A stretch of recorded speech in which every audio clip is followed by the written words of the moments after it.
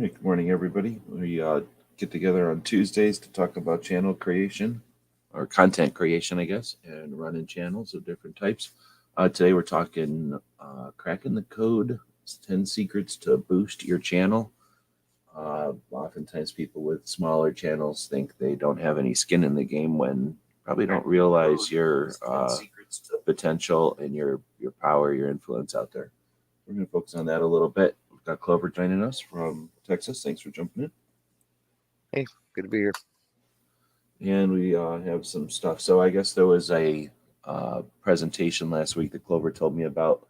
I think we both watched it, not together, but at some point during the week, and pulled some of the kernels from there, and then of course threw them into the robot to get them worked out, and that's what the text of this thing is. So we can use that as a loose structure, I suppose, to chat today. This is a live conversation, so we encourage the people that are joining us live to be part of it. And you've had a chance. I set this thing up yesterday. I think you had a chance. Clover had a chance to check it out a little bit. I think. What is your first impressions of this one? It's pretty solid as far as the points or whatever in there, I think.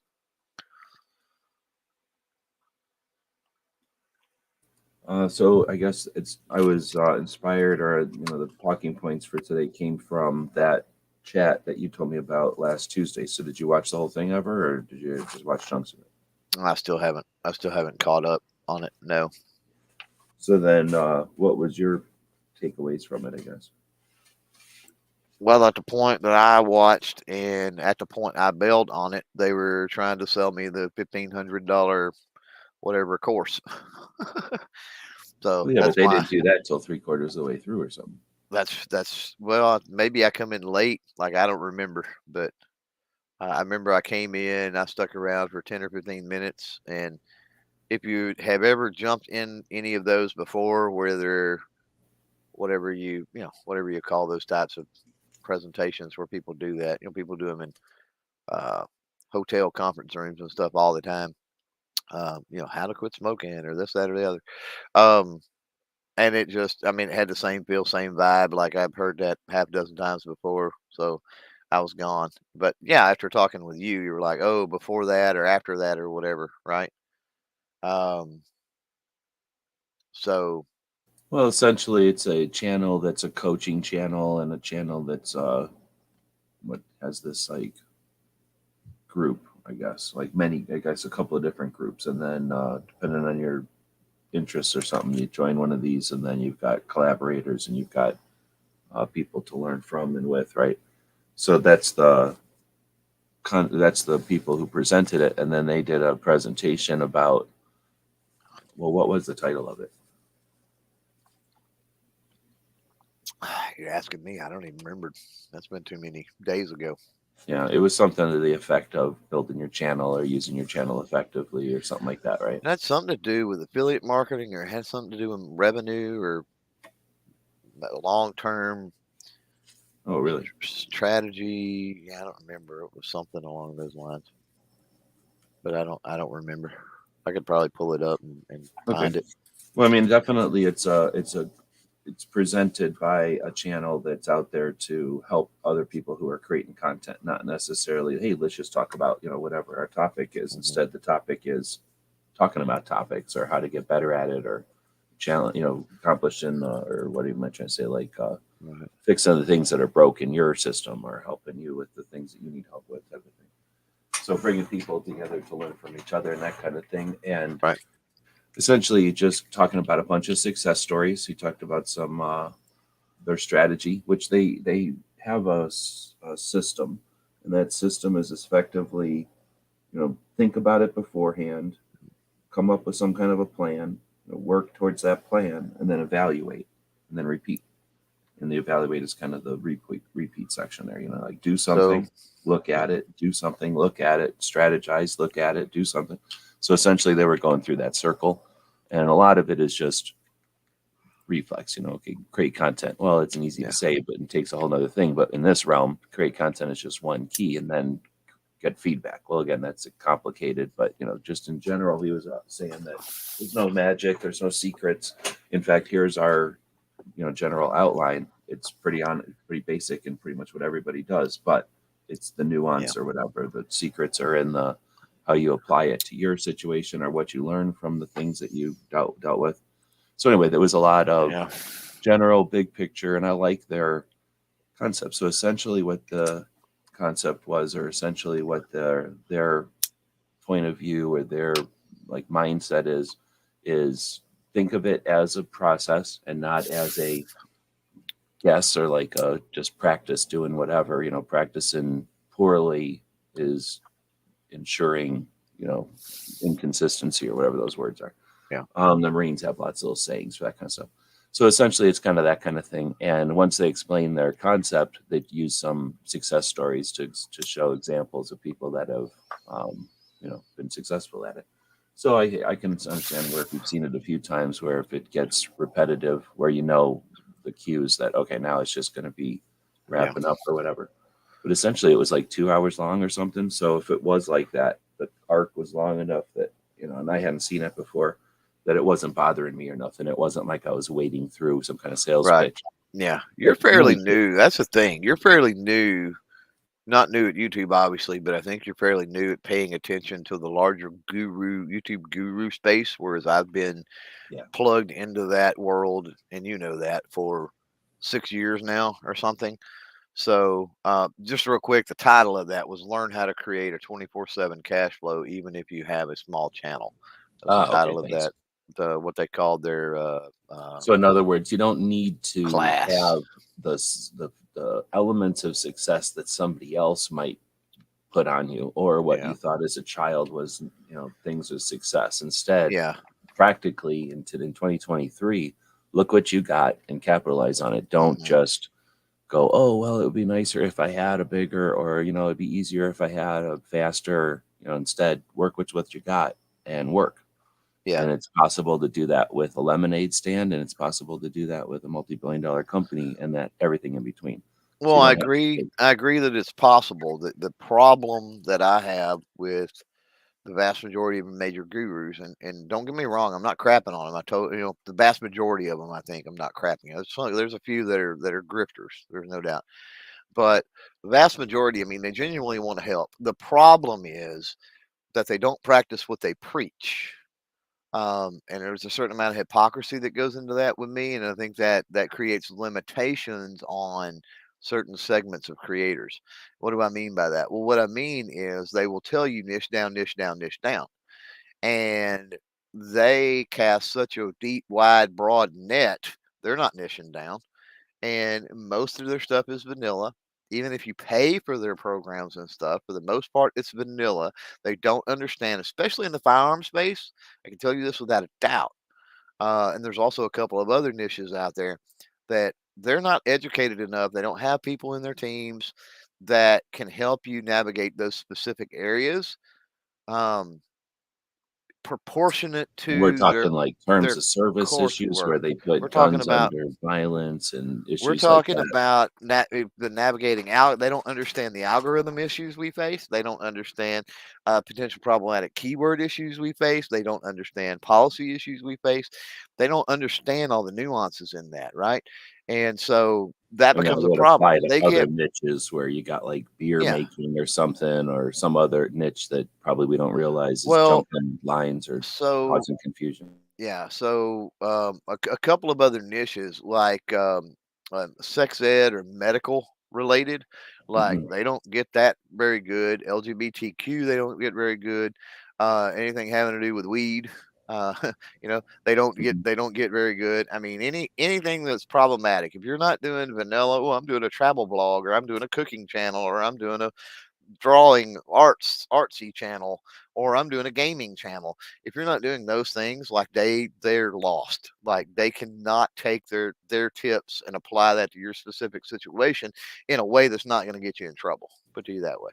All right. Well, I'm going to put it this way then. You can have a cookbook that's written by somebody who's got their life experience and their interests, but you read the cookbook and it tells you how to bake a cake and how to make French toast and how to cook an egg or something. You got no interest in cooking their style, but you can still get something from how they cook an egg or how they fry their toast or whatever they're doing. Mhm. where you not want to make their product, but you can watch their Oh, I process. get it. I I gotcha. hear you. I hear you. You can extrapolate and figure it out. But I'm not paying them $1,500 for a course that I've got to figure a bunch of crap out. Like I already know what they're Yeah, no, talking I'm not about. trying to, I'm not even telling you Yeah. these is. I'm just saying we're Yeah. talking about the hour worth of free or whatever it was, 2 hours Yeah, worth of yeah, free yeah, yeah. stuff. We're not Yeah, the talking free about stuff is different. Yeah. following through. Yeah, Yeah. and I'm not discouraging anybody from going in, creators, right? GunTubers, firearm content creators. I'm not discouraging anybody from checking out folks like, Sean with Think Media and Nick Nimmin and Nate over at Channel Makers and especially Roberto Blake and those types of folks. I'm not discouraging that. I'm just saying that understand that when you go in there, depending on your niche and specifically on this channel and what we're doing, we're talking about firearm content creators for the most part. Just to understand that there's going to be like G is saying, there's going to be a lot of tweaking on that recipe and stuff that's going to be required. It's not the mindless, brainless things that they're saying that some sewing channel with 5 subscribers can go do, right? And grow their channel. It's a totally different situation for us, unfortunately. No, I think it's fortunate. I mean, that's unfortunate. It sucks that we're being persecuted, but it's easier to be different than it is to be than one of the many, I think, Yeah, personally. unfortunate. Yeah, misspoke. Unfortunate in some aspects. Sure. Yeah, yeah. Yeah, yeah, yeah. Frustrating, that's for sure. But yeah. Frustrating. Yeah, absolutely. Good word. Yeah. Okay, so with that being said, again, the show that we're talking about though was focused on things we're bringing up the topic because it was really, being successful no matter your size, right? And financially successful is necessary to do all the other Yeah. things. So unless you're independently wealthy and you're listening to this because you're trying to make your hobby better, then right on. Subscribe to both Clover and I's Patreon. Yeah. But everybody else that ain't independently wealthy, we got to figure out how to fund the things that we want to do. And very rarely are the things that we want to do just dropping, leaking money all over the place. So not everything costs too much, but I like the message of empowerment, or I don't know if that's the right word. That sounds like weird, but the positive, or the it's not reassuring, but the supportive message that giant channel, because the channel we're talking about is a huge channel that has been a coach for, I guess, years, right? And Oh yeah. seen lots of things come and go, and there's things that have stayed consistent, right? So no matter what the fads, like shorts, or you can do video responses or you can't, that no matter what YouTube does to make things weird or whatever, there's certain things that are consistent, and these channels catch on those, I suppose, and use those to, continue longevity or whatever. Anyhow, so their goal was to talk about, being useful as a small channel, or making your small channel useful to you, I suppose I should say. Yeah. Um, so some of the bullet points that I put into the robot to give us the fancy stuff at the bottom of the description were working hard and not getting any results. I think that's something that a lot of people deal with. How many Oh yeah. subscribers do we need for brand collaboration? To actually, what these are questions that came in that I thought were good, and that's why I Uh-huh. figured we'd address some of these questions that came Yeah. Let's in. do How it. many subscribers do we need for brand collaboration to reach out to us instead Good of question. us reaching out to them? Mm. And then how do you grow a channel and make money with it? And then the importance of research. And those are some of my notes, I guess. Let's hit them. Let's hit on Yeah. them. What was the We also first got one? a lot of people out there. So I was just saying hey to the people that are out there live. We are doing this live as opposed to a recorded thing so that we can have the interaction. So thanks for joining us. I'll be clicking on people's names as we're going here. And if you got questions, I'll star them so that we can, or points, so that we can address them.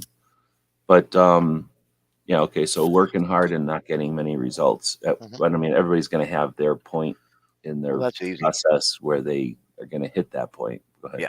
That's easy. We've heard it no matter what we do. I mean, so maybe people out there that have regular jobs or whatever. You've heard, work smarter, not harder, right? So, hard work in the sense of consistency, in the sense of dedication, and things like that. Sure. Hard work in the sense of just spending hours and hours and hours a day. If you're spending that on the wrong things, then you're in trouble. So, um, what you need to be doing is You need to, and it's hard to work smarter because obviously if you're smarter, you're more educated about something, right? And then so, I commend in a way when we're talking about these gurus and stuff, right? Like I commend the amount of people that are in there that haven't even started a channel yet, in a way, right? In some ways, they're dragging their feet. Done is better than none. But you gotta throw a little respect that way that they're trying to educate themselves so that they can work smarter, not harder. Um, and then of course you've got all variations of different creators and their expertise levels and their discipline levels and everything else. But yeah, that's how Mm. you overcome that one. I think that's like, hey, I want to go fishing. And unless you got grandpa or somebody that's teaching you how to go fishing, then you're like, I want to go fishing. So what are you going to do? You're going to go to a lake. You're going to look around and go, well, it looks like I need a fishing pole and some kind of rope and then something to put on the end of the rope.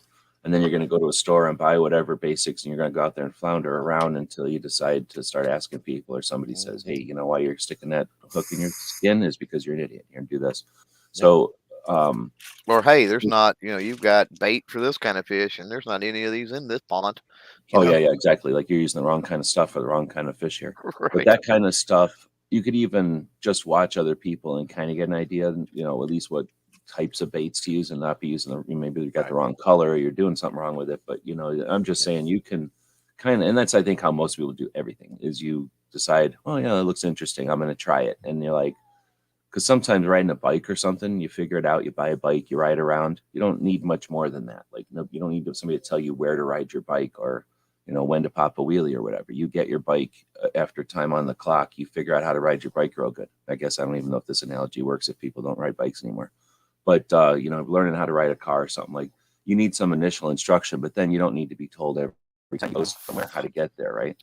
So I think there's some of that with content creation. You're allowed to just grab a camera, grab your phone and start doing it. Do it all wrong and then figure, okay, instead of doing this in a big mess, I'm going to figure it out. So I guess I was just and there's benefits to that because it gets you experience, right? On That's camera, exactly. it gets you experience with your equipment. Yeah, there's and positives I to think that. there's something to there, but I don't think that's needed. And I don't think that people that plan everything ahead of time are always smarter. They're just sometimes more tentative, what's the word? Scared. So either way, I think it is smart though. Realize that almost everything's been done before, and it definitely is something similar has been done before. So just like you're saying, you can start and do things, just allow things to happen and then learn from your mistakes and figure it out. Or if you don't want to waste all that time, you are allowed to look around and study and see what's up before you jump, right? And that's essentially, I think I'm not disagreeing. I'm just saying, I think I'm just adding to that. Yeah. Number two, what was number two? Well, so the one was working hard and not getting many results. I was just going to kind of put a line with that or throw down with that that can happen with anything. I always like the treading water. If you're treading water, you're just sitting in one place, you don't know how to float, I guess. So you think you need to somehow swim in order to not drown in the water. But in reality, you can float. In reality, you can just sit there. You're not going anywhere, but you're not going to die. But what you are going to do if you're floating is get rested. You're going to, get ready for a swim or whatever, or some effort. If you're treading water, you're just depleting all your resources and you're not going anywhere and you might be getting a little stronger, hopefully, but you're definitely wasting all your resources getting stronger. So in reality, it's probably better to float for a bit and take a look around, chill, take a rest and look around and then swim in a direction. And you could swim in the wrong direction for a while and then be upset, but you've gotten stronger doing something. At least you figured out how to swim. You figured out strokes that work. You learn stuff about whatever it is that you're doing. Even if you go in the wrong direction, I think that's personally, after my experience, I think that's better than treading water. If you're going to expend energy, do it in a direction. So hard work and not getting many results. Maybe part of this is, especially in the beginning, but even with people that think they got it all figured out, engineer or structure in or schedule in some stops, some places where you stop and evaluate to make sure you're not, you've got your process down and you're running in full steam and this is the perfect scenario, you've never been this well oiled and it's just moving like crazy. And then you figure out, oh, I went in the wrong direction and now I'm someplace I didn't want to be, but I'm super successful here. And now you've got to do something about that. So I think there's something to that angle of it. Is this what I want to throw in there? Yeah, and goals, right? Goals determine direction. So, and that Yeah, goal doesn't have to be you're numbers. allowed to change it, but yeah, Most at new least have something creators to work set towards. that it's monetization, right? It's numbers, it's money numbers, it's subscriber numbers, it's view numbers. Those goals can be how many videos you get out in a week, or you can get filmed in a week, not necessarily published, but filmed in a week, right? Um, how many videos does it take you, before you can do each section of that video without 15 different takes, or, a lot of different things. Snub is saying, spent 2 weeks watching the gurus before he started his channel. It was definitely helpful, but at the same time, you learn real quick what a lot of what they tell you doesn't work for all niches. Yeah. I mean, that makes sense. If you're watching how to drive and they're teaching you how to drive in a The car and you want a pickup or a motorcycle, you're going to immediately have to adapt some of that. I get Yeah. you. I think the vast majority of folks that start channels and create in the firearm space that watch the gurus are like snob, and they quickly pick up on that. I think that's one thing. And the reason I say that is because I've been in some of those live chats and some of the other things with and programs and courses and you name it, with hundreds, if not thousands, of other people, and been the only firearm content creator there that I was aware of. There may have been somebody watching that wasn't talking or whatever, right? Um, so I do. I think that most people get that, and that's sad in a way, because obviously, we need help just like everybody else, and advice and direction and other things. But hey, that's why we're here doing this live. Well, and I don't think it's possible. You can't put something out to all niches because some of the niches are opposite or, you know, anti to each other. Big and small. For example, you can't whatever you do for small doesn't necessarily relate equal and opposite or whatever to Oh big. no, I agree. Okay, so you have to kind of do general to some extent, but it's also way easier to just do general. It'd be you Yeah, don't see them doing, hey, here's the general, and then there's a subsequent dozen yeah, niche shows after because yeah. we've I mastered all understand the niches. why. Yeah, I understand why they do what they do. I'm not saying that I don't understand why. I get it. So let's see. Okay, so that was snob. So then we'll go to the next one here. How many subscribers do we need for brand collaboration It's a great well, question. for brands to reach out to us instead of us reaching out to them for A lot, collaboration? Is the way it should be. a lot. Oh, I don't think so. Subscribers, not necessarily. I mean, you could go, you could have a video, for example, that does really, really well and have very few subscribers, and then based on that, a company can reach out to you. Depends on the quality of the company as well. You could have a few hundred subscribers, and you're going to start to get, Amazon, low hanging fruit Amazon companies that reach out to you, and accepting some of that stuff. I mean, when you're a growing channel, can help, help you to further grow the channel. At some point, and this is, I'm speaking from my experience, Jesus is going to be different. We're all different, but from my experience, um, I certainly haven't gotten to the point where companies always reach out to me. So I would say, 10,000 subscribers plus, and the closer you get to 100,000 is probably, and again, there's so many other variables at play with how many views do you get, and how well known are you in the space, despite, because we're much more than just raw numbers. And so that you may think that, oh, well, that company reached out to that person because they've got 150,000 subscribers. Well, no, maybe that company reached out to that person because they just happened across a video that they did, that they really liked that video with a similar product or something like that. That certainly can be the case.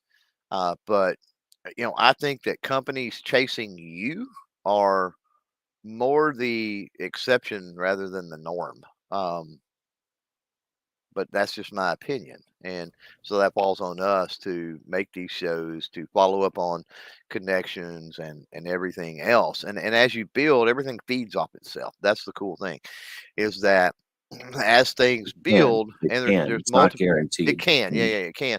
So, there's multiple ways to look at it. You can sit back and create content and grind and grind and grind to try to get big subscriber, big view numbers. So hopefully companies reach out to you, or you can reach out to a few companies. And then as you reach out to a few companies, those people in those companies talk to other people in companies, and they go, hey, we're working with this person, and they do great content. And then the next thing you know, it has nothing to do with your numbers. It has to do with a word of mouth, a recommendation, something of that nature. What I would advise that you really need to be careful with, and in particular smaller channels, in that, you know, again, 10,000 to 100,000 seems to be a pretty decent bracket. Maybe 500,000, is, you've got to be careful and watch out. And he's had some issues with, networks and marketing networks and things like that. You got to be kind of careful with some of those, because um, sometimes they will see some trajectory, and of course you see opportunity there to work with companies, and it's a really easy way to do it because you're not having to do anything. You literally sign a contract, and then they send stuff, send companies your way, right? They send product your way, they send sponsorships your way. But you've signed a contract.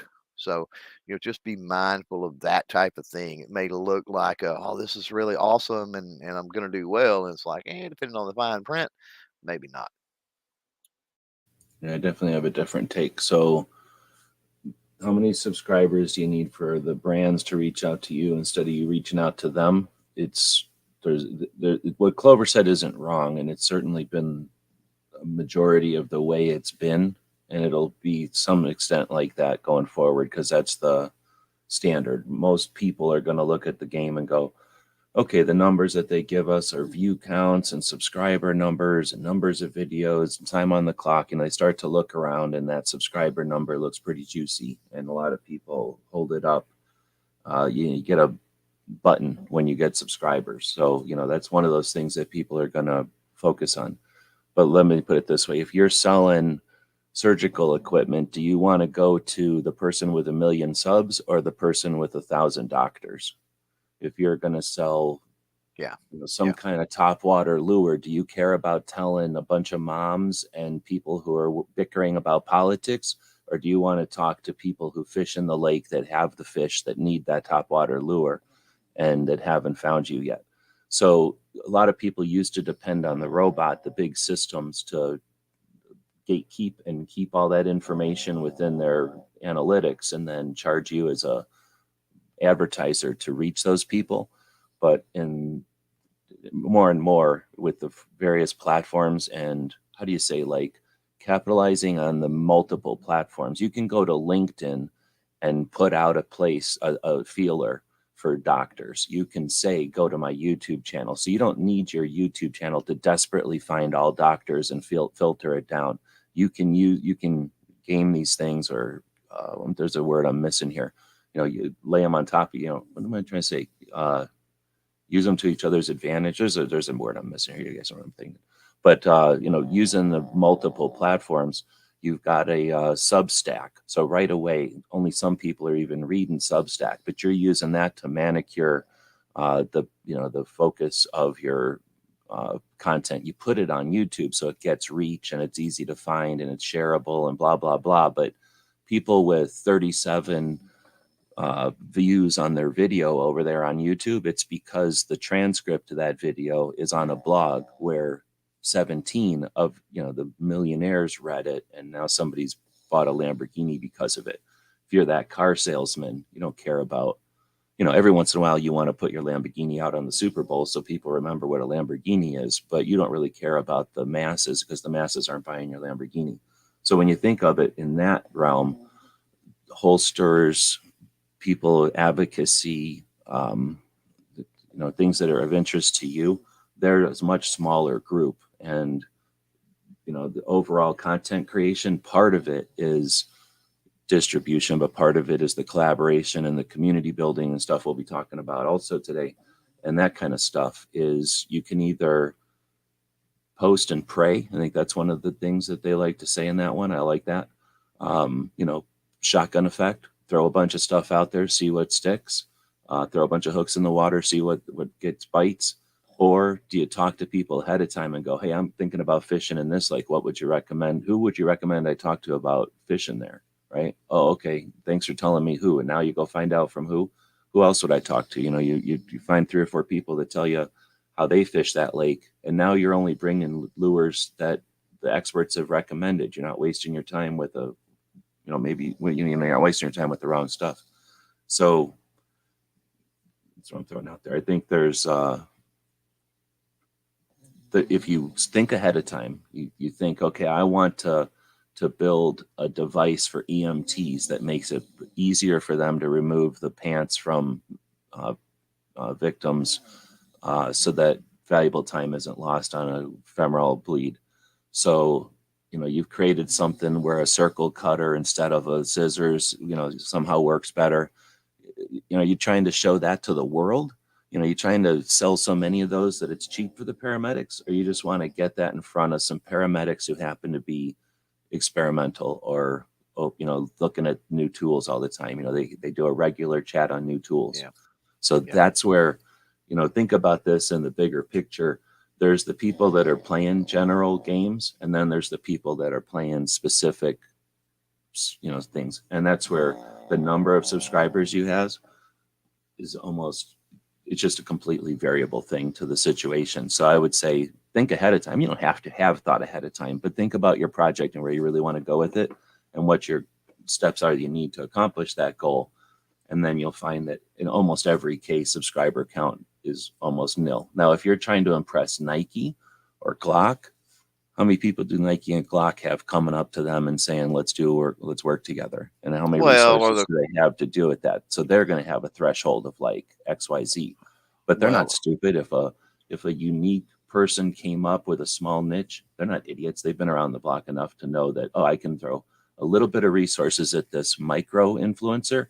And I understand I've been here long enough to know that I can throw, let's put it this way, I can throw $100 at these 3 micro influencers instead of $300 at this massive channel that could care less about my $300, right? This massive engine that doesn't even care about 300 because they are looking at so many 300s that I'm just one of the mix. Or I could put, that 300 at micro influencers who are either creating their audiences now or have fostered specific audiences that are super powerful. And then, you know what I mean? So think of that. Like, you can think ahead of time, like, I want to become one of those important things that people seek me out, or they understand my use, or I'm going to be one of the many seeking the giant. Whatever. Okay, go ahead. Yep. I feel like I'm repeating myself. So go ahead. No, I'm good. I said what I wanted to say on that one. So we've got people joining in. Thanks for that. Kind of ranting here. So I start a couple of things. It's harder when I'm talking to start things. How come everybody's spelling Fiachi so weird?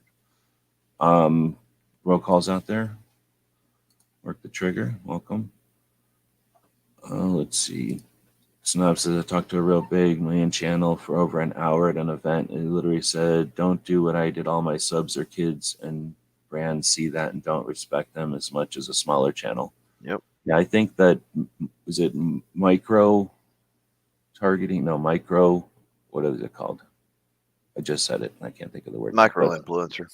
Yeah, that's a thing. And there's definitely people that understand the value of that because they have paid for the experience of the uselessness of the big. In fact, if you look at who advertises with the giant things, it's almost always stuff that can't, that has to just get numbers. It's stuff that no one's going to buy over and over. They're just going to buy it the one time, so they need as many people as possible to buy it. And there's another dynamic at play too, with larger channels, and you got to realize this yourself as a channel. As you grow over time, let's say you get up to, over the course of 10 years, you get up to 1 million subscribers. Let's use Snob's example or whatever out there.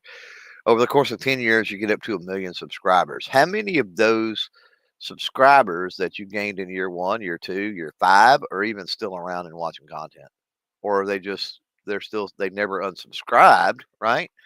But they don't watch anymore because your active viewership is like maybe a couple of years old. So, Well, I it mean, does, that's and another there's thing no one too. that after 10 years is doing the same thing. So if someone Mm, subscribed to you in true. year one, it's because, wow, YouTube is cool. Look at Yeah. this cool new YouTube thing. And this is somebody that's got XYZ and no one else does. But then you've become XYZ times two and XYZ, fancy writing. And then eventually it's kind of a stylized XYZ. And now you're doing music. And every once in a while you'd have XYZ in the lyrics, so that person may or may not have, they might be like, oh, I'm sub to that person because, it's like Pokemon cards. I played them when I was a kid. Yeah, I Then I'm gonna understand go that across the street there's and pick up reasoning. Pokemon cards. Yeah, I'm not saying there's not reasoning behind it. I'm just saying that's a thing. Like there's a No, difference I'm agreeing between with you. Yeah, they're not gonna subs go across the and street to watch active your video. audience. Yeah. Yeah. Yeah. Um, John Z's out there. Good afternoon. So we got this one. Then Magic had said earlier, I started watching. Oh, I started watching Gurus after already running the channel for some time, having the experience of getting going made the advice more applicable or at least understandable. Yeah. I think I get that. Once you played the game for a while, listening to coaches, you get more from that. You Hmm. get more understanding. Right. And that's I'm not saying I'm just saying stuff. I'm not like scripting this. I'm not practicing this or nothing. So there's probably something to the art of coaching Yeah. where you're able to speak to the novice and the experienced, just like the cartoons that can play to a kid and the parents. There's probably some elements to coaching where you're able to really help both intentionally, not just accidentally. Yeah. Okay, so the next one is, so again, I just want to harp on that one, that then how many subscribers do you need for collaboration? If you're going to, I don't know what you would even call that. If you're just going to do stuff and expect people to come to you, you better do some amazing stuff. You know what I'm saying? Like there's a lot of world out there and there's a lot of time and a lot of Yeah. other things people could be doing. So if Yes. you think that what you're going to do, the dance you're about to do is going to be so awesome that people should be coming to you, then Hmm. holy moly, do you have a good impression of what you're about to do? So go Yeah. do it. And then if no one comes running to you, realize that they got no reason to unless you've talked to them first. So having something ahead of Mhm. time, like a plan, is what I'd recommend. So if you want to if you want to make your channel be the only channel that discovers this and that, and you need 3 or 4 elements to make that happen, then how do you create something that gets you to there instead of just, I'm going to dance around over here and eventually I guess that's going to make what you want happen. And there's nothing wrong with just dancing around, but yeah, preparation and a plan ahead of time is your best way to get collaborations, because I don't think there's too many companies out there that are so affluent that they're just like, you know what, today take some time and find 7 new YouTubers to throw money at. At least I haven't found those companies. Yeah. Let's see. So I'm going to read the next one, let Clover chat about it, and then I'll read some of the comments to get back at those. So grow a YouTube channel and make money with it, which I imagine was one of the goals somebody had. And I don't know, I put that in as one of the elements for the robot here, but where do you riff off on that one? I think that gets into the points that we're going to get into. So I would just say let's put a pin in that one, and Okay. once we get And into then, the points, that's where that's going to come into play. and then the last one was importance of research. And I think I already harped on that, like, you can just do stuff and then figure out what you got and do something with it, or have an idea of what you want to do and work towards it and at least figure out, oh, I'm doing this wrong. All right, turns out I don't like this, but at least you've got some experience in a direction. Right. Let's see the viewers. So I'm going to hit some of these and then we'll dig in. So Chris is saying the viewers' interest in subjects change over time. Yeah, exactly. After 10 years, like, why would somebody be interested? And like you say, very rarely do people think, you know what, I'm going to go in and unsubscribe to channels. I only do that if they're bothering me. Like every once in a while, somebody out of nowhere will decide, I'm going to post 34 videos today and just kill your feed. And then I'm like, wait a minute. And they're all like eating mashed potatoes, like 17 different mashed potato videos or something. Like, you know what? I think I can handle not subscribing to this person anymore because I don't want this to happen again. But even when that happens, I don't necessarily run over to unsubscribe to them. So you'll end up being subscribed to people for a long time, which there's probably something to that. There's probably a way to, take something from that. Work is saying YouTube is a two-part system, maintaining interaction with current audience and expanding your audience base. Stagnation doesn't pay off, especially with brand deals and access. I don't know. Stagnation versus long tail content like Dragon or long green evergreen content. News stagnates, right? Like daily, trendy topics stagnate. But Right. if you're posting like how to adjust the hinges on a door, unless something changes with hinges and doors, that's something that your Major spin on it, changes. your quickness. So I think I hear what you're saying so again, that can be preparation. Hey, do I want to talk about trendy topics that no one gives a shit about 6 weeks from now, let alone 6 years from now? Or do I want to talk about hinges on doors, which is boring, Well, but everybody's going to care about that forever? so there is an opportunity there, I think. And the video that I will have dropping today is one such opportunity. There's an opportunity to combine the two, and that deals with presentation. If there's an opportunity to interject something going on currently with whatever widget that you're working with or whatever in that video, then that presents an opportunity to give that kind of 1-2 combo. You're kind of addressing both. So you've got, now don't get me wrong, the 2A combo or whatever, that punch is not going to have the staying power. So 5 years down the road, you may lose a little retention on that video because of it. I mean, there may be issues and analytics will tell that, and I'm sure we're going to talk about that in the 10 points here. Um, but at least fairly short term, I mean, you're still able to kind of hold the search power, the suggested power, and things like that, because it's I don't know, it's presented around something that has more longevity, right? Is more evergreen. um but yeah, the other thing is when you're talking about trendy or fleeting things, and so like news is definitely one of those. Legislative stuff is definitely one of those. When you're talking about those, um, there is there is some value. Don't discount the value of that 5 years from now or 10 years from now, Well, because no, your value that could be can to be an archive it and archive, make it right? accessible. But if That's you're where I was just like, going. okay, That's where I was going, is because it's an archive, right? And so it kind of gives a point of where you've been, where the country's been, where the community's been, that sort of thing, right? So there is some value to yourself and to really entrenched people, to get that perspective from 5 years ago or whatever it might be. However, for the most part, when you're dealing with that trendy stuff, you've got to get it and you've got to get it quick. And the way you get it and you get it quick, and you see a lot with 2A channels that they do this, they use the most effective means of doing that, which is they fearmonger. And then they also um, clickbaity, catchy titles and thumbnails and all of that kind of stuff. Um, there's a reason that you see that. It aggravates a lot of, especially, firearm content creators, gun tubers, other 2A people that are creating content.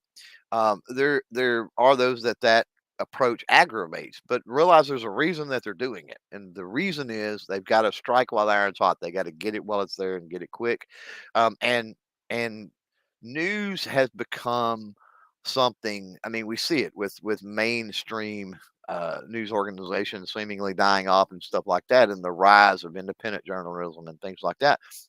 We see more competition in that space. So not only do you got to strike while the iron's hot and hit it hard and everything else with those types of topics, because they're limited, they're fleeting. You've also got to do it. You've got to do it to try to rise above that competition. And a lot of the reasons and you see a lot of people that get into that space, and they get into that space because they think it's easy. They think it's an easy way to gain notoriety, recognition. I can't tell you the number of firearm review channels, for example, that have become solid 2A now. And they seemingly switched overnight to do it. And are they there because they are legitimately working toward that, or are they there because it's a grift and they're I mean, that's for everybody to make their own decisions, because a lot of them I don't necessarily know personally, but I'm just saying that is a thing. So, and I think that the reason I mention that is because when you're in that, especially the two-way news space, I think you got to be real mindful about your presentation, your approach, and everything else, because there is a certain section of the community, and a fairly large section, honestly, of the community, not of the general public at large, but the community, that pick up on little things and they may label you that way. And that could be detrimental if you're trying to grow. Once you're at a certain level, not so much. But if you're trying to grow, that could, I don't know, that could potentially affect you.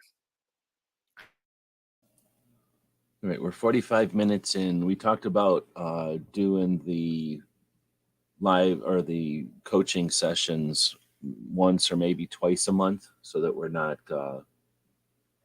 every week sitting around for another couple hours talking to everybody. Not that we don't mind, it's just that it's allocating that time. So we'll do that again next week, and then Yeah. see, we'll do the, what do you call the cadence or whatever will be, depending on how many people want us to keep doing it and how many people can show up on a Tuesday, I suppose. So that's up to Clover then, how much time you want to spend on this. We're 45 minutes in. We've got 3 or 4 questions, maybe more, coming in now that we could jump into that are live, or we've got the robots 10 points that you alluded to there. Or do you want to try doing both?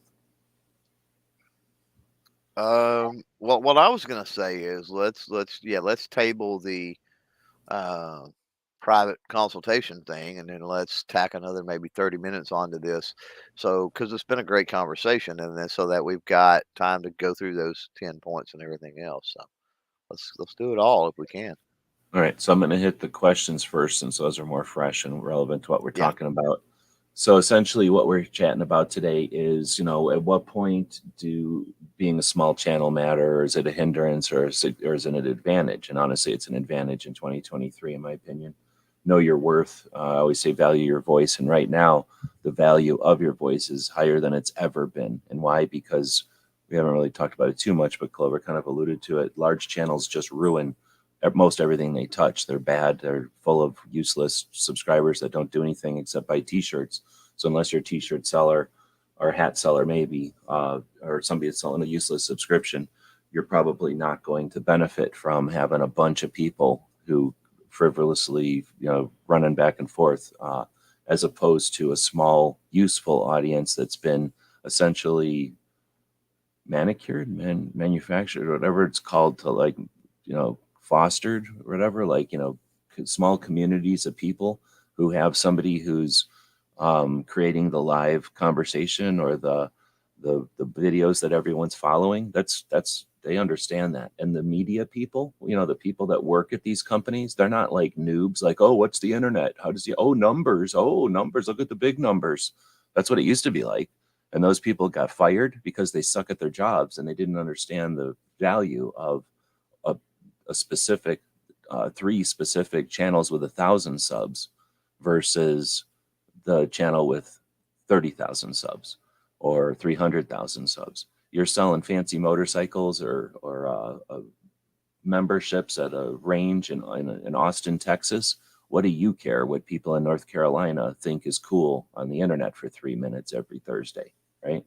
Like, you care about the people that are watching something that matters to Austin, Texas, and you can, again, throw your $100 at 3 audiences that are focused on Austin, and you're going to get way more memberships at your club. You're going to sell way more of your Austin beer or whatever. Well, maybe not beer, but like Austin root beer or something. So that's what we're talking about, is the small channels value in their stuff, and when to, what's it called, to capitalize, when to start to create a financial side to your channel, and when they come to you versus when you're getting to them. Work had asked about or said something about the YouTube being part of maintaining an interaction with the current audience, but then at the same time expanding the audience and not stagnating. And you talked about that applying to brand deals. They uh,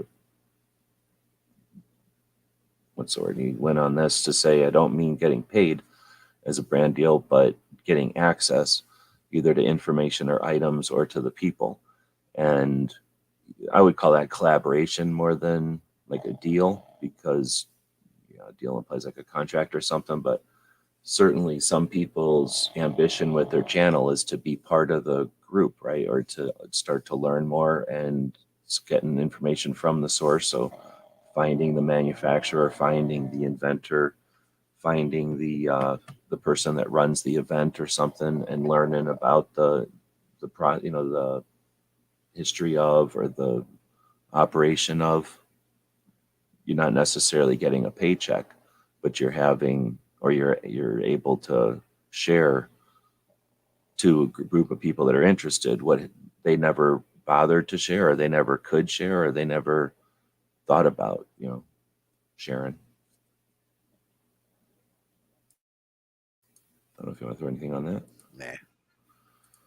Gizzard says people subscribe for different reasons. A certain point. Oh yeah.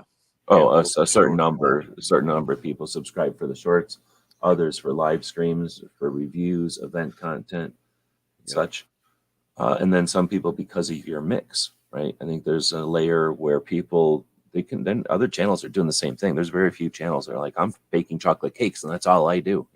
So Right. there's channels that do their mix, and I like some people where it's like, man, I like 3/4 of what you do, but you're never going to see me on that other quarter of what you're doing because I ain't into sports, or I don't care about cinnamon cake or something. So there's definitely that, and some people are going to stick around through the stuff that they could care less about because they're there to support you, or maybe they're open-minded and they're like, I don't know nothing about chocolate cake, but I'm interested in see, I like everything else you do. Let's watch you both make a chocolate cake. And hopefully that's how Second Amendment advocacy works. Because I'm a big advocate of separating 2A, which is what the Second Amendment protects, versus guns, which is just a bunch of stuff that's cool. The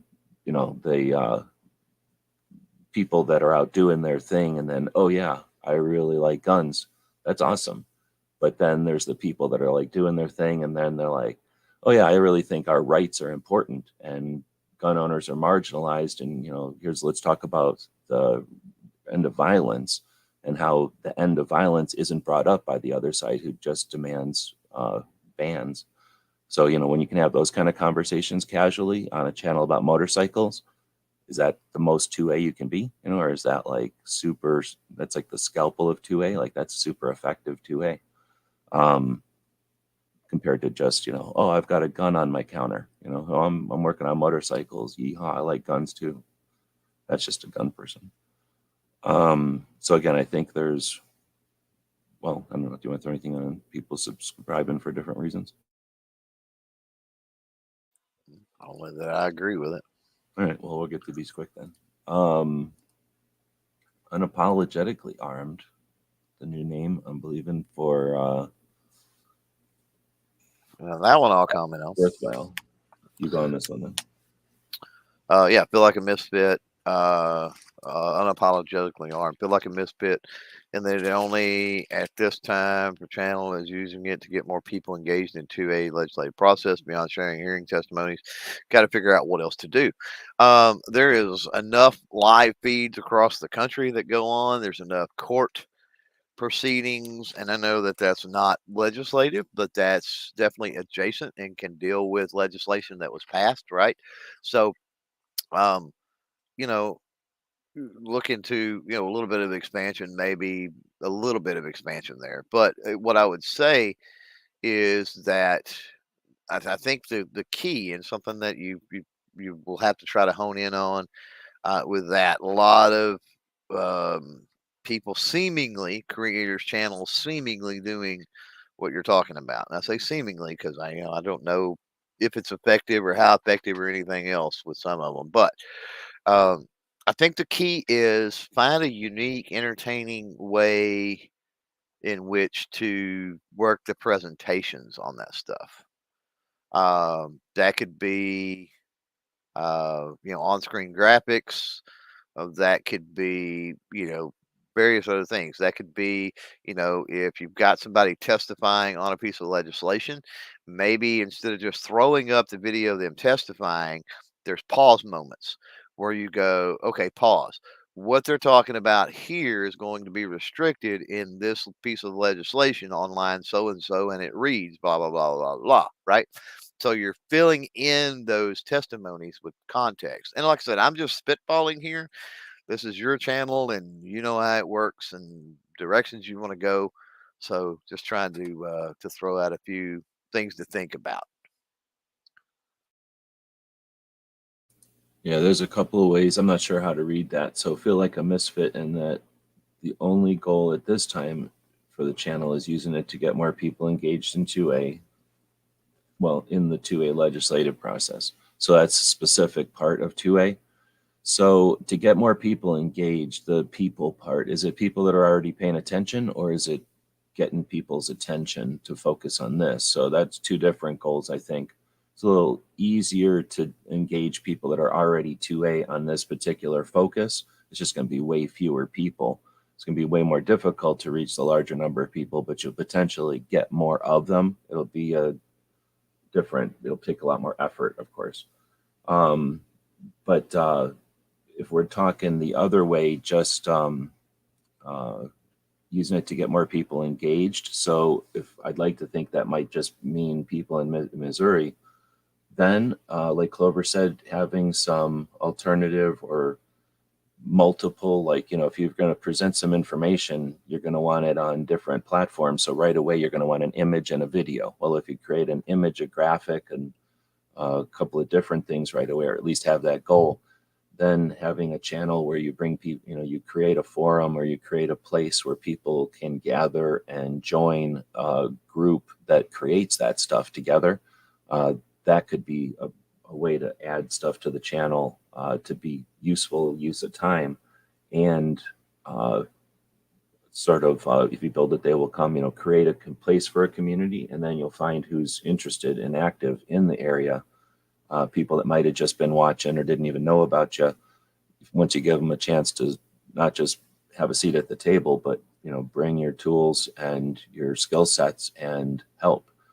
So your channel could be the hub of the coordination for all the different layers that you could be adding to activism or awareness in Missouri. So like Clover said, you've got those whiteboard videos, you've got PowerPoint type stuff, you've got like the posters or digital posters these days, Instagram graphic type of stuff, infographics, and having people a call out to people who have those skill sets or people that are interested in being creative and learning those skill sets, and you're giving them the data to be creative with a purpose. Creating a place for that could be frustrating, but also, frustrating if they don't show up. But I can't imagine how great, fulfilling that would be once they do. And then it's again effective because you're bringing people together to be creative. And then what'll happen is people see like, oh, these posters are awesome. Who made these posters? This YouTube video was super useful and got people aware of this. Who made that? Oh, it's the same people who made the posters. Oh, and I can be part of it. And then it's got a positive goal there. And then kind of what Clover, I think, said too, is when you're talking about the presentation of the stuff, there's a lot of opportunity there because there's people that either from their occupation or their hobby know how to use editing software, know the techniques to make boring stuff interesting or bland stuff spicy, right? There's people that know how to make mountains out of molehills. That's their job. So letting them know that you need their help either gives them the creative or the technical. It gives they can bring their creative or their technical skills to the group. Go ahead. Well, I was just going to say, as I was thinking here, that when we're talking about news in general, uh, realize something. Realize that journalism and commentary are two totally separate things. And so as I was thinking about this and the whole goal of I want to bring in more, 2A people, whatever, blah blah blah blah, is the play here going to be, okay, I want to talk about this legislation and throw all my personal opinions and beliefs and everything else into this, or do I want to focus on the testimony these people said in relation to the actual legislation that's trying to be done, in relation to court precedents, in relation to what the Constitution says, strictly informative, not this is my opinion and this politician is that submitted this as garbage and blah blah blah blah blah and all of this personal commentary. And that's what we've seen with mainstream media for so many years, and the ultimate demise, I think, of it is that it's all become commentary. It's not like, hey, this happened and these are the facts that went on and now right? Um, so there's a couple of different ways. I think there's a lot of people doing the commentary side, and so there may be a play if you can keep it more focused in on the actual stuff. Again, utilize the testimonial. That's going to be commentary and personal interjection, right? But you're not saying that as a channel. And then use that. And I'm thinking like, and I'll give you a channel to go check out. Um, it's called Audit the Audit, and this is a company. The guy has to be a lawyer that's doing it, and he takes body cam footage and stuff like that when they audit police officer audits, right, in those channels and different things, and then he breaks it down and he'll pause it and go into court cases and talk about that, and then he'll come back to the video and this, that, and the other, and then at the end, of course, he gives them a score. And I'm not saying do it exactly like him, but that type presentation, I think, in a 2A context could be kind of neat. That's And interesting. especially and I watch it. especially if you keep it, is like I said, especially if you keep it more on the journalism side rather than the commentary. It would be unique at that point. I've seen that channel. I watch a channel that audits channels that audit channels that audit the police. So I've seen that channel. Yeah, right. Never ending cycle. Sure. Oh, I don't like the one that audits the channels that audits the channels that audits the channels. That one's way too pretentious. So then hopefully that answered the question. I think there's definitely some things, if you ever, like say, jump in if you're able on a Tuesday, or let us know. We can chat when you're available. But definitely for DC Project folks, we can mansplain all different kinds of ways to do different or accomplish whatever goals you've got. Snob is saying, as the old saying goes, the easiest way to make a small fortune with YouTube is to start with a big fortune. Yep, buy a boat. Let's see, if you can break even, you're ahead of the game. We know someone who went from making 3-minute videos, the sky is falling, to, from 3-minute videos to sky is falling politics, and blew up. Some of the new 2A channels appear to be after easier to produce content, no range trip, ATF hassles, just sit at a desk and talk. Well, 2A channels can't do anything at a range, because what's there to talk about with Second Amendment at a range, unless you just want a bunch of bonais in the background. But if you're talking gun channels, yeah, for sure. Well, and there's different strategies. Again, we know that a couple of people, when I started YouTube was kicked in the balls, and you posted your stuff on YouTube because there was no functionality to post a video on a forum, and everybody was talking on forums. So I could post a video on my website technically, and it would kind of, what did they call that back in the day, when it would take a while to download? It would buffer, like you'd finally get the video after half an hour, because the internet was slow. It wasn't that my website couldn't handle it, it's just the bandwidth was all slow back then. I wasn't going to pay for fast bandwidth. Like, that was an unnecessary fee back in the day, and expensive. So you'd put it on YouTube, because all of a sudden you could put a video up that you could share. And when YouTube started, it was different. So when you come fast forward to 2023, someone approaching YouTube as a new creator, as a person who's creating a channel, has a completely different environment than they ever did then. So when these people sat down in I think the one Jeff's talking about is like, let's say in 18, if it's the one I'm thinking of, or the type of channel I'm thinking of, where they would essentially sit down and go, let's talk about all the different ways you can assemble this chassis into a final product and all the different component parts, that you might choose. And in this case, we're going to choose all these, and here's the links to all of them. They sat down and said, in 2018, what's the fastest way to make money in this niche? Oh, to sell component parts. What's the best way to sell component parts to people that are interested in DIY or whatever you want to call, like, just like if you went to a motorcycle in 2023, you're not going to talk about the history of Harley Davidson. That's been done about 1 million times. But if you sat down and said, hey, I'm going to start with this chassis and put all these parts on, and then have affiliate links to all these different parts, and be able to bring all the different people on, and they give you $100 to be able to come on and talk about their parts. And next week somebody else pays you $100 to talk about their parts. If you engineer your channel to be that, then of course you're going to build your channel that way. And I think that's why these channels are built this way. Why they just sit in front of a desk and build a gun in front of you, because it's super money. Like, they've figured out, like, hey, if I'm going to spend my time making money on YouTube, what's the fastest way to do it in this niche? If we were doing Legos, it'd be the same way, right? We wouldn't just play with Legos. We would open up a box that you can buy on Amazon and entice people to buy the box, I guess. So two things. Number one, just because it's been done a bunch, and even if you are the one that done it, doesn't mean that you should not revisit things. There is definitely a personal aspect to your video creation and your presentation.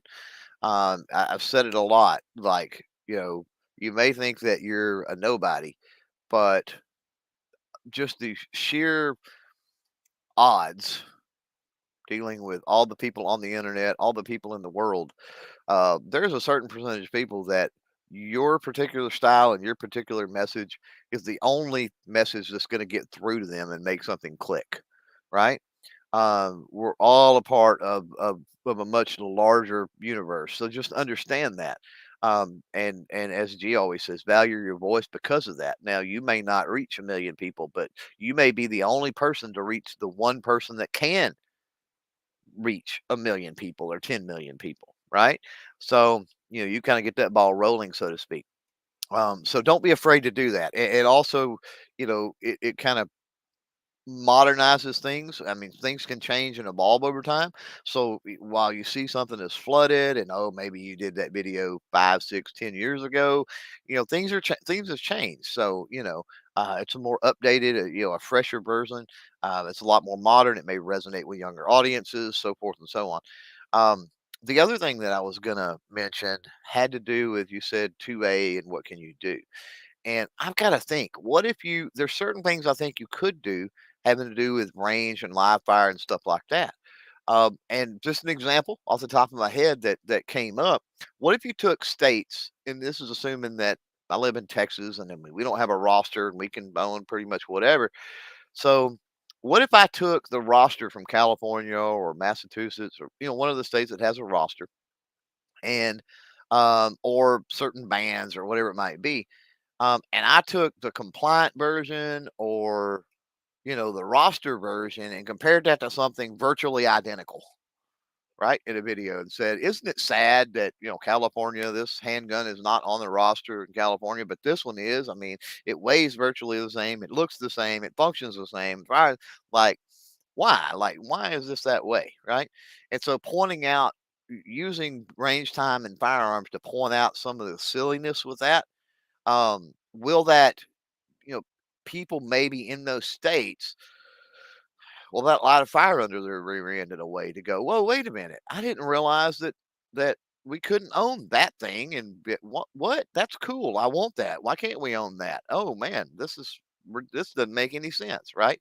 And so I think there's a certain way that you can meld the two together. And again, that's dealing with the channel and the want to, and the time and production resources and other things, as Jeff pointed out. I mean, it's a lot easier to sit in front of a desk and just talk about legislation and court battles and other things. Much different when you've got to spend the money to go to the range and the ammo and any other things. But I think that it can be presented in a way that can be beneficial and honestly can be unique in a way.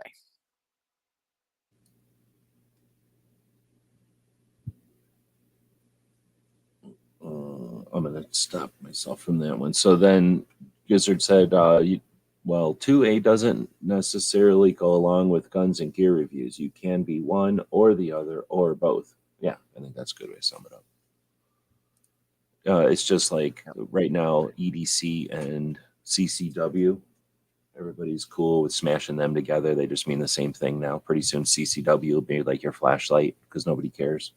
Words don't matter anymore. So things will just smush and, big whoop. I'm sure that our grandparents were like, oh, you damn kids and your words, because I'm sure I did the same thing because I thought it was cool to mess with my grandparents' generation with words. So we're just gonna have to deal with that. So 2A is meaning guns. If you like guns, you're 2A now.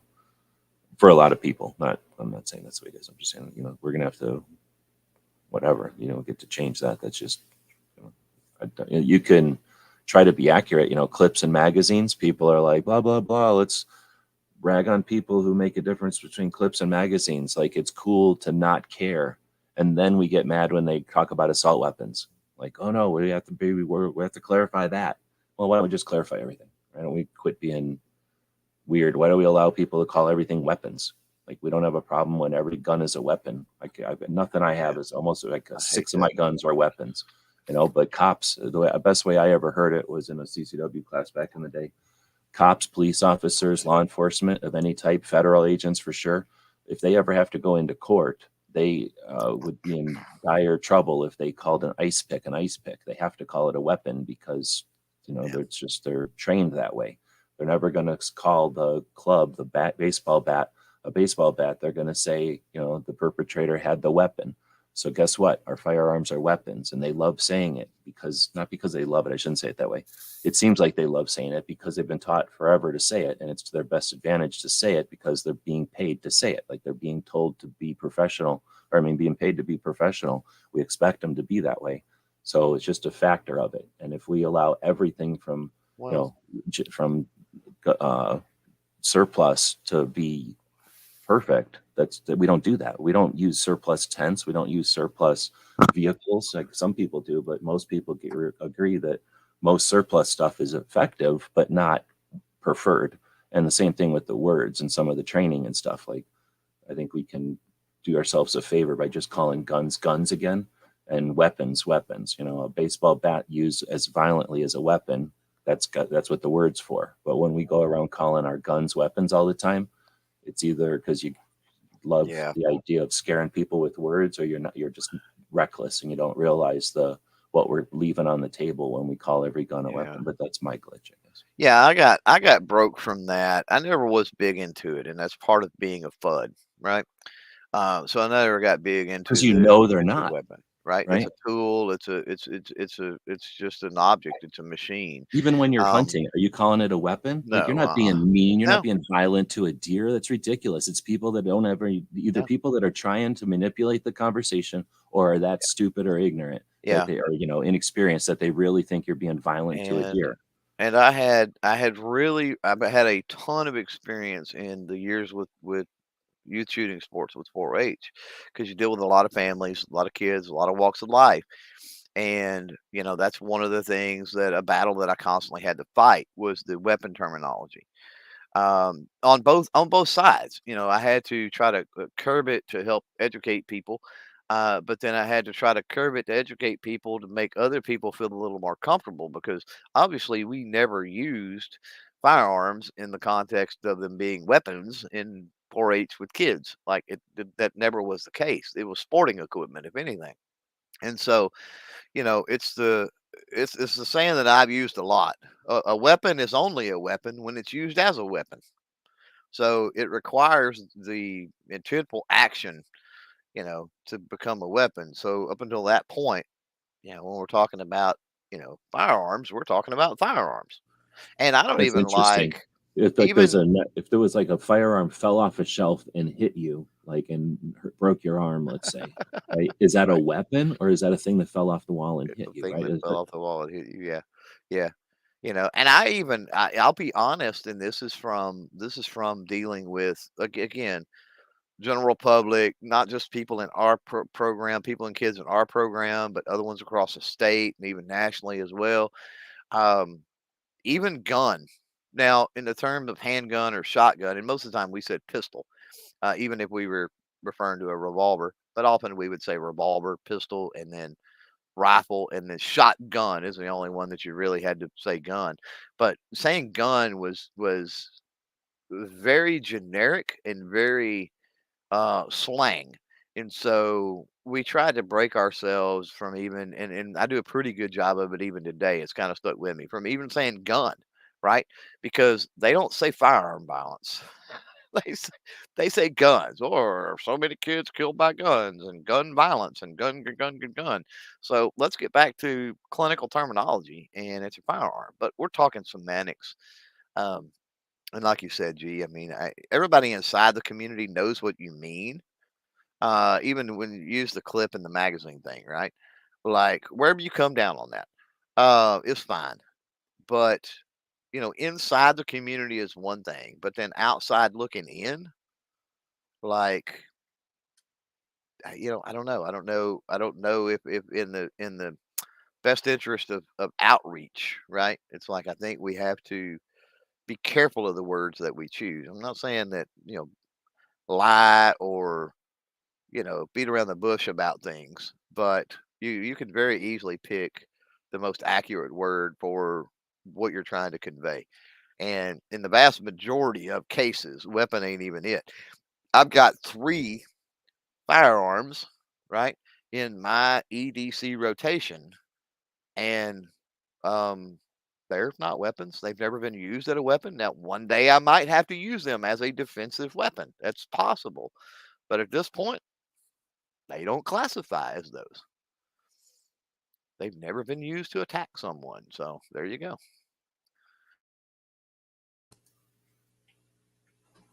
We went on a tangent, but that's what you get. No extra charge. Oh, and I Um, will say, I have no intentions, right? Like that's the other thing. When we talk about that, and especially in the context of EDC, and a lot of people will call that a weapon, right? Oh, it's my defensive weapon. Well, yeah, but I mean, I hope I never have to use it in that context. You know what I mean? Like, I hope I never have to use a defensive weapon. So, yes, you uh, could also go, you're the weapon, it's a tool. well, this is true. Yeah, yeah. Because anything, you could literally pick up anything and try to defend yourself with it. Yeah. You probably should be able to pick up a lot of things and defend yourself if you need to pick up anything. But anyway, let's get off to Defense Dad says, I'm personally getting back into creating content. I've been pretty much on hiatus for a year. Then he followed up with, it's funny though, even being gone for a year, I kept gaining subs. Well, that's good. I mean, I guess unless your content is really bad, hopefully that's the tendency. You put stuff out there and the tags or whatever, and then people recommending it, sharing it, it gets found and people keep subscribing. So that's awesome. Again, if you really wanted that to be the thing, you could always sit down and figure out what's the best way to make some kind of perpetual sub machine, and then build whatever you're going to do for that amount of time that you're going to have to work on it towards that goal. And then when you eventually do have to set it down, or your plan is to set it down, then that could be part of your plan. And there's definitely things you can do to encourage Yeah. that, I suppose. There are people that are taking But off. I'll put out there again, like we've said it a million times, sub count is interesting, but don't use that as a gauge for anything. Amateurs use sub count, like people that are novices use sub count. Yeah. It's just the number that happens to be on there from the old days for some reason, but it's Mhm. essentially useless for actual what you're doing, and it means nothing for your actual influence in the community.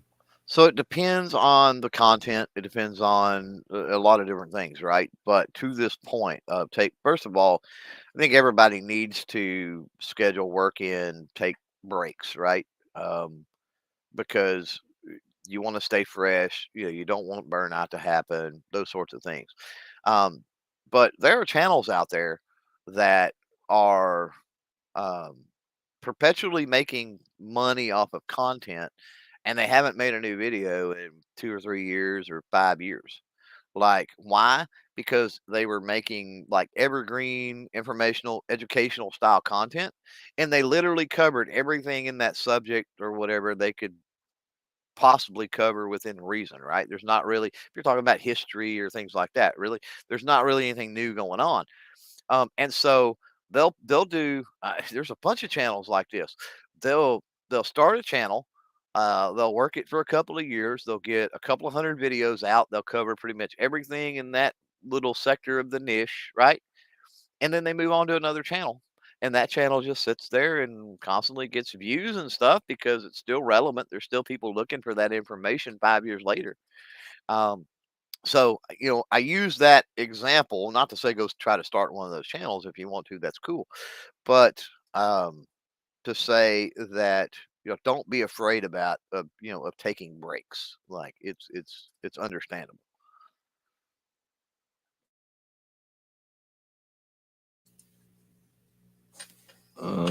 Since you just put it up there, uh, Defense Dad responded with basically I got burnt out, tired of making the same old video with a different product, but those Yep. tend to be the ones that get the most views. An Well, ounce of prevention. You've boobs, got to boob- address burnout before you burn out.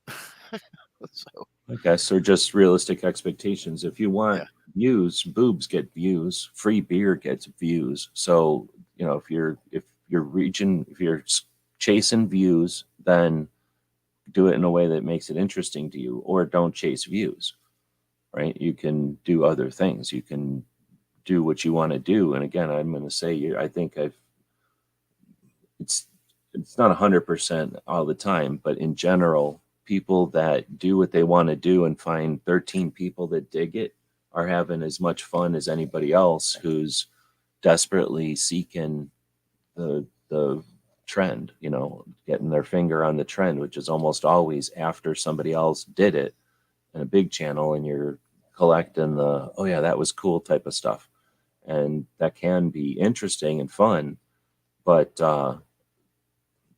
it's just So, different than doing what you want and being happy with the people that find you. And every once in a while, something like a collaboration or a strategic reach out can be more fulfilling and more useful for a channel that's on a niche or whatever we want to say, like doing their own thing, yeah, than trying to appeal to the masses when you don't care about the masses, honestly. Like, you're not, that's not your passion. right.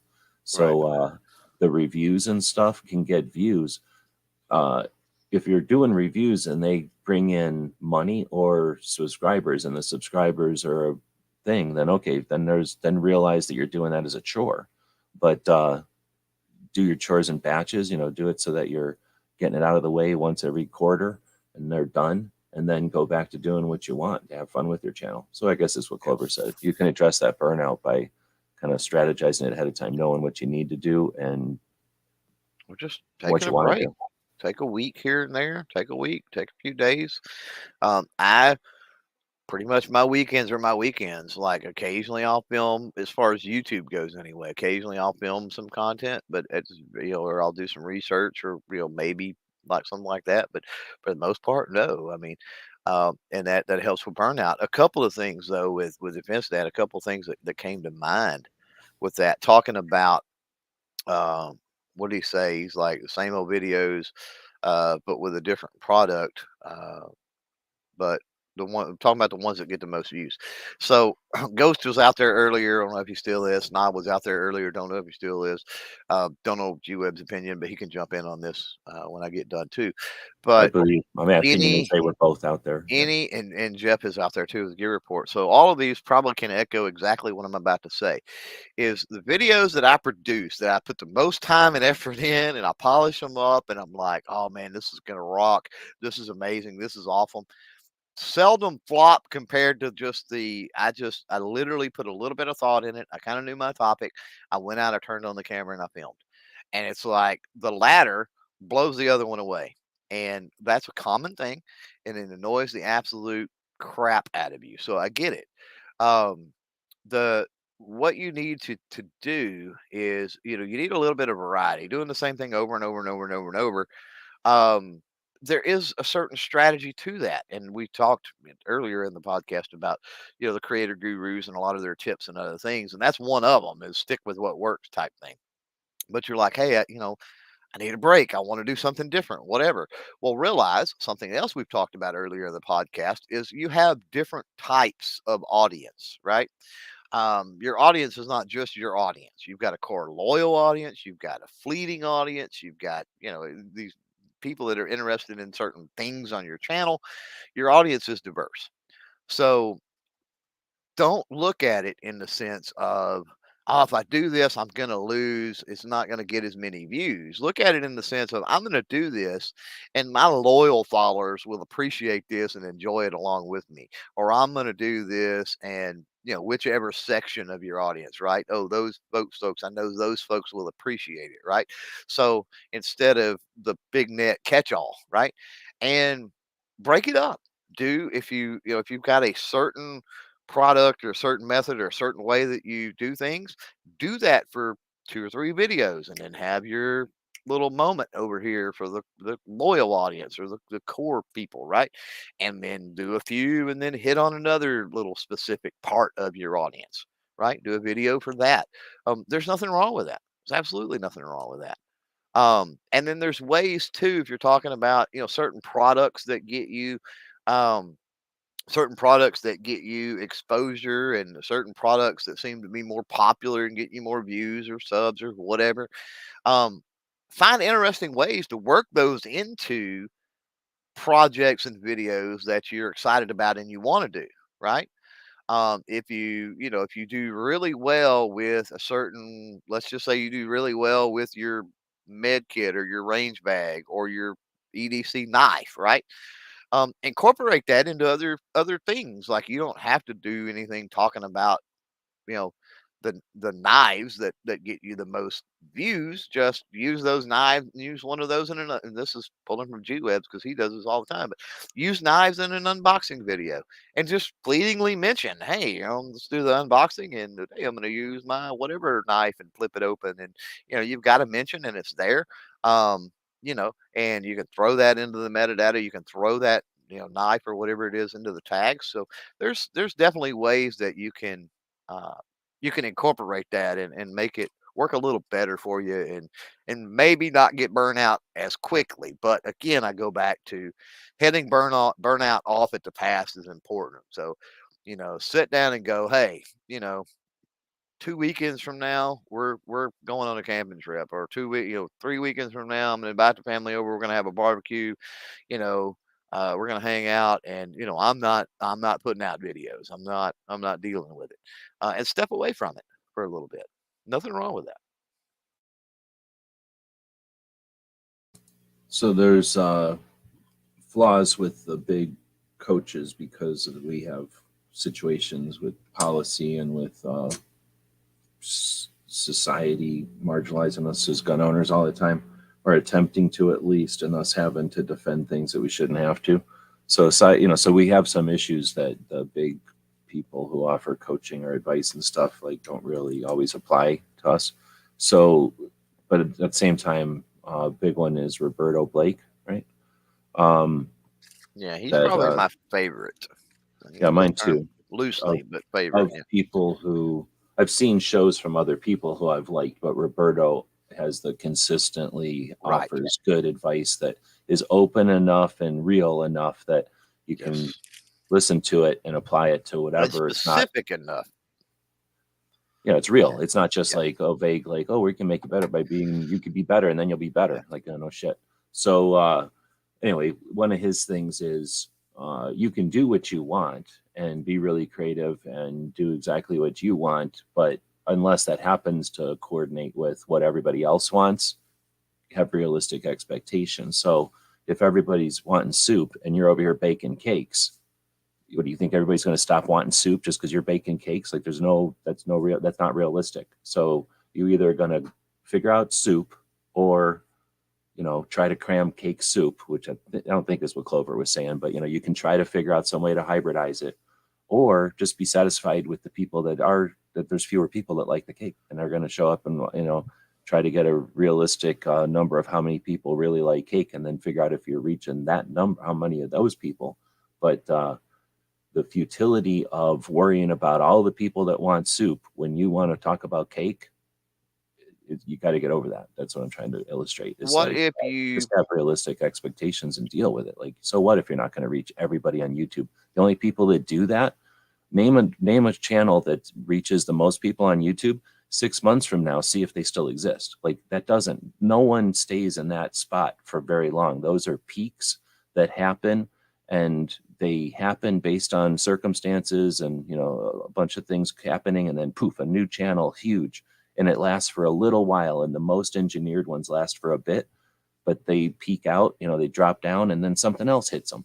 And you know, so I'm trying to say, like, what people are attempting to go for doesn't even exist. So I'll repeat myself.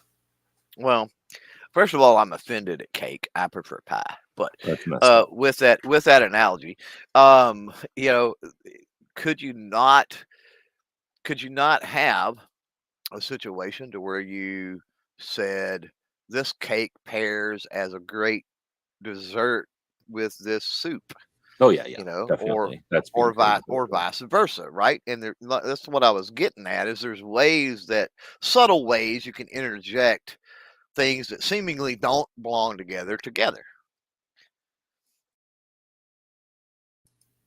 Oh yeah, I hear you, and that's all I'm saying is just realize that there are differences. So that's what Roberto's always saying is, like, if you want to do your thing, go do your thing. Just don't expect everybody in the world to care that you're doing your thing. If you want to do stuff in front of everybody, go do whatever they're looking at today.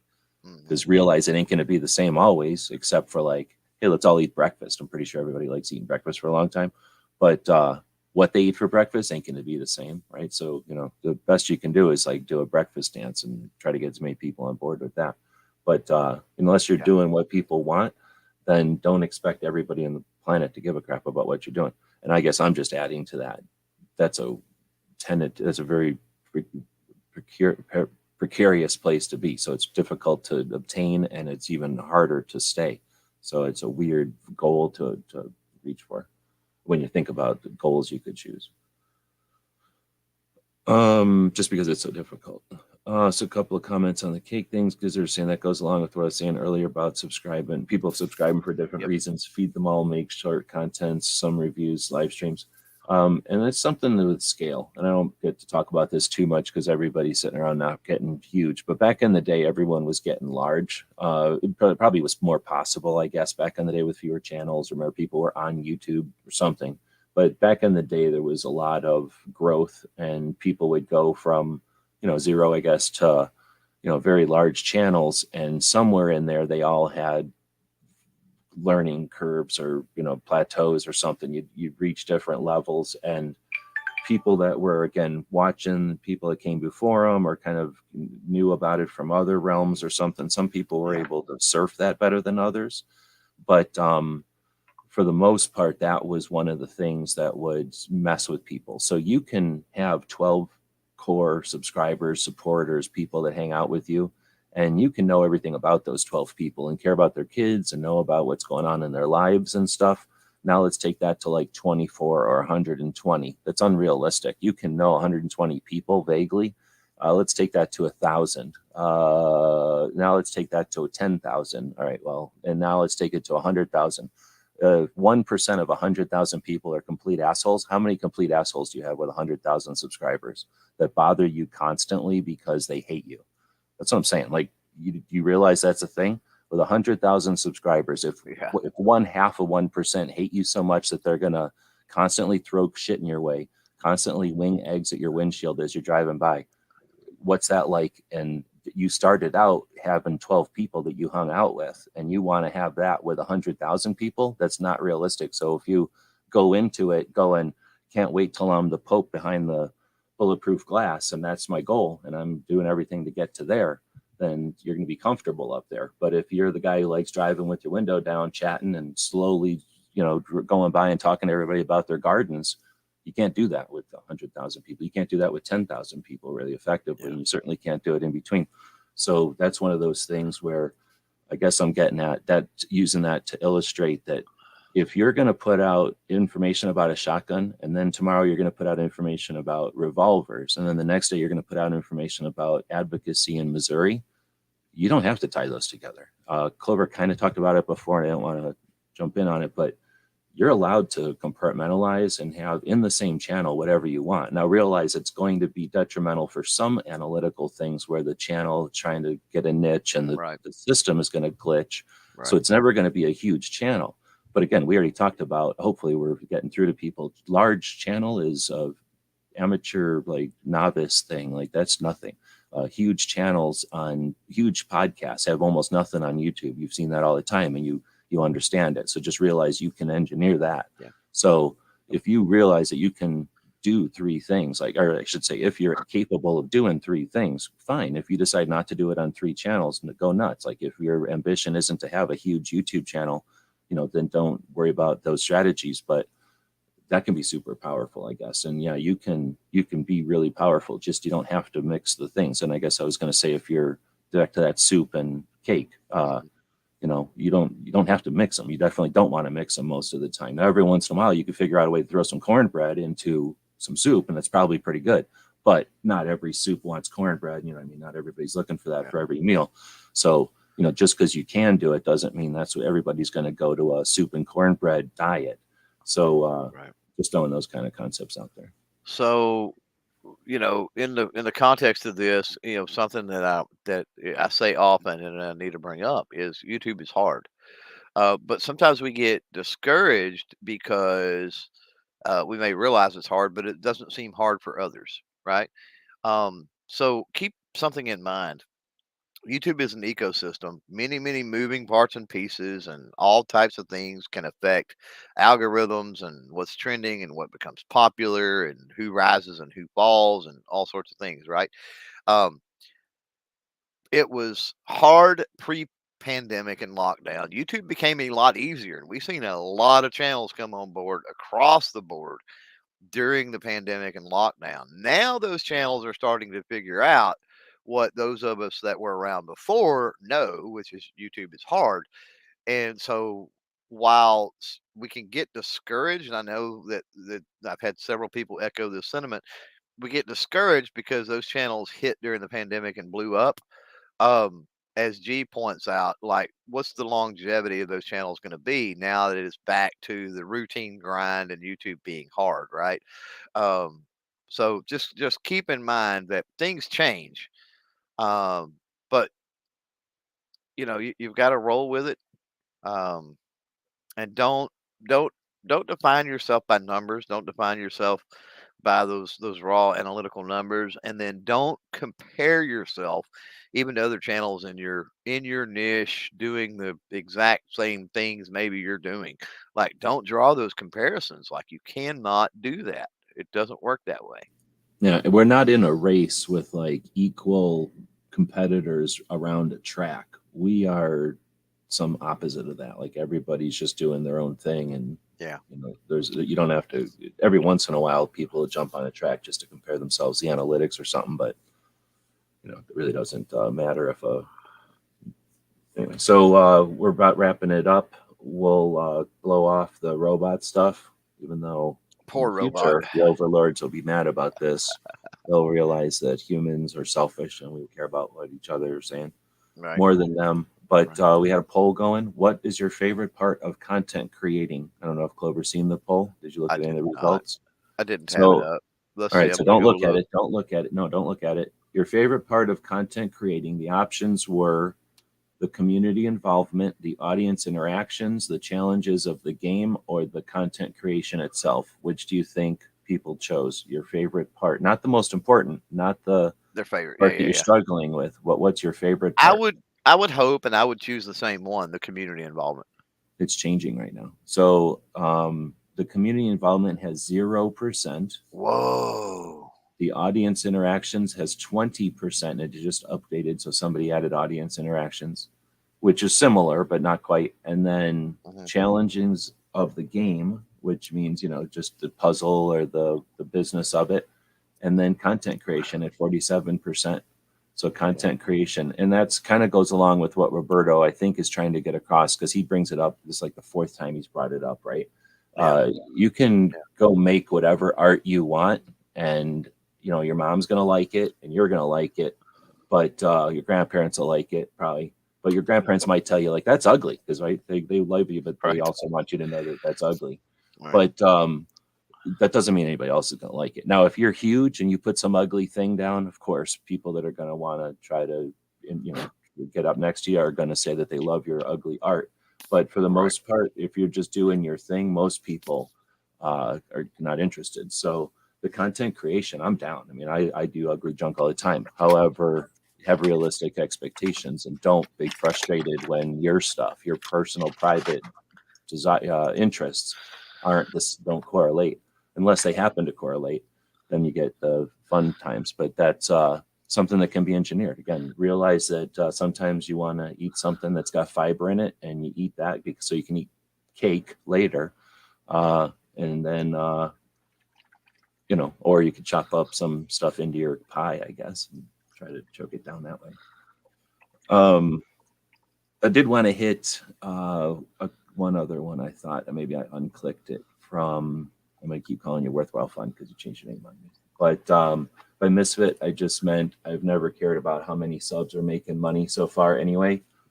Well, you got to change that. It's not impossible to make money on the internet, and it's not impossible to make money on the line. So there's ways that you can do that today. There's ways that you can build your thing to do that. There's hopefully ways that will influence the community the same way that we did with cameras, going to SHOT Show and taking still pictures, then changing that to video, eventually to live streams and our phones and selfies and stuff.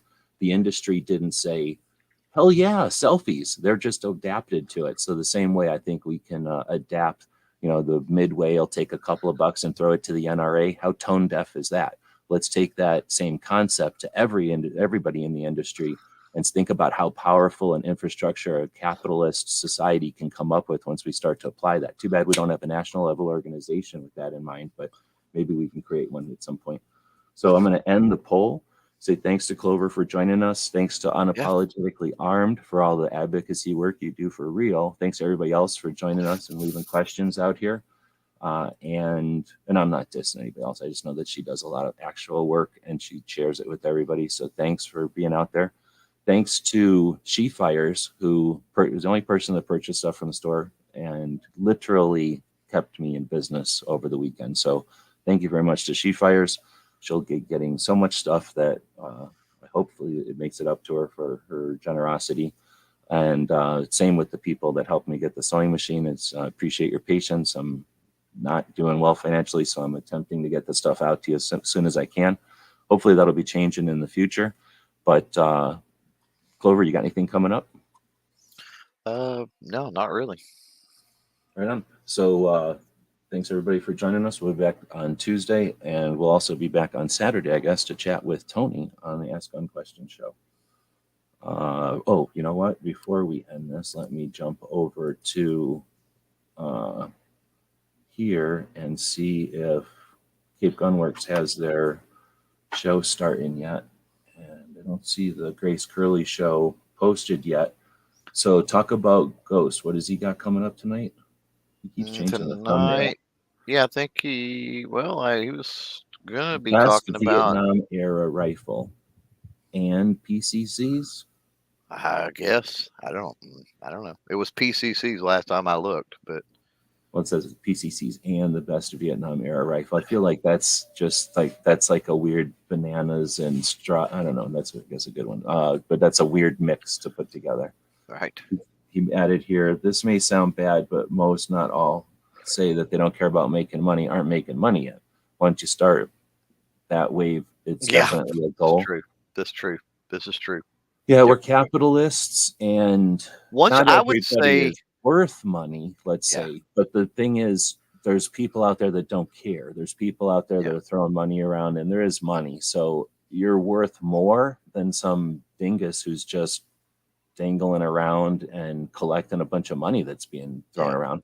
So if you're just aware that there's can put out a pocket or something and collect some, then try it and see if you like it. And then if your project is paying for itself, see if you want to be more ambitious with that in a capitalist. Yeah, I would say once you have, opened up enough to understand just how much money is out there, would be, so not even that you're that you start making money, because I've made money here and there for years, but decided that 2023 was going to be the year I was going to kind of focus in on that a little bit.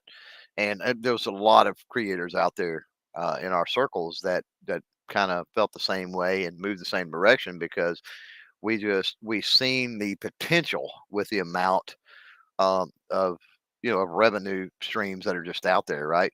Um, and so yeah, it's I would go more that route. Like, once you realize exactly how much you may already be making a little bit of money, but then once you realize the how much is out there and on the table and piled up, you're like, holy crap, I need to go get some of that.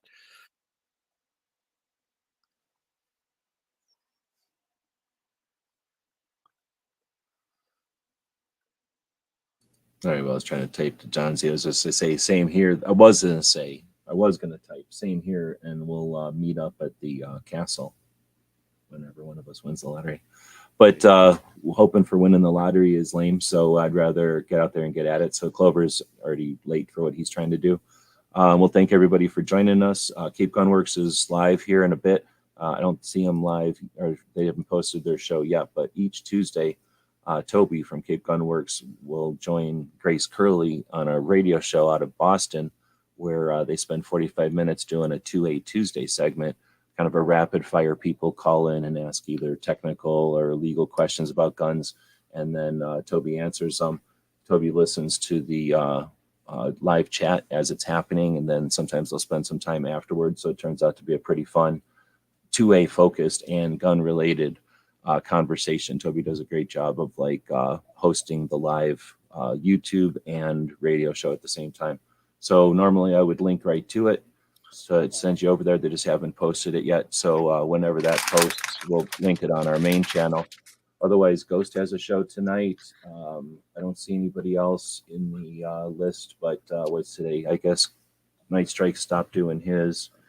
Oh, wow. Yeah, he's not 2A anymore. Well, I'll have the video drop later, so I'll be looking for that. Right on. Yeah, so pay attention. People are doing stuff. We'll be back next week. Yeah, it's easier when you